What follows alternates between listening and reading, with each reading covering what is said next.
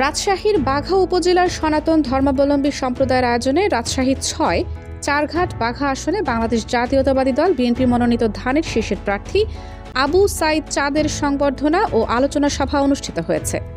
১২ জানুয়ারি সোমবার দুপুর ১২টায় বাঘা উপজেলার নারায়ণপুর সরকারি প্রাথমিক বিদ্যালয় সংলগ্ন প্রশান্ত পাণ্ডের বাড়ির আঙিনায় এই অনুষ্ঠানের আয়োজন করা হয়। উপজেলা হিন্দু সম্প্রদায় সংবর্ধনা অনুষ্ঠানে বক্তব্য দিতে গিয়ে আবু সাইদ চাঁদ বলেন, আমি আপনাদের পাহারাদার হয়ে থাকতে চাই।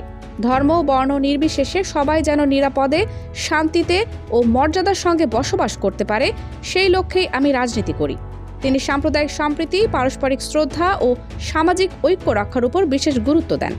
তিনি আরও বলেন, সংখ্যালঘু সম্প্রদায়ের নিরাপত্তা ও অধিকার নিশ্চিত করা রাষ্ট্রের দায়িত্ব, আর সেই দায়িত্ব পালনে তিনি সবসময় অগ্রণী ভূমিকা রাখতে চান। ভবিষ্যতে নির্বাচিত হলে চারঘাট বাঘা এলাকার সব ধর্মের মানুষের উন্নয়ন ও নিরাপত্তা নিশ্চিত করার প্রতিশ্রুতিও দেন তিনি।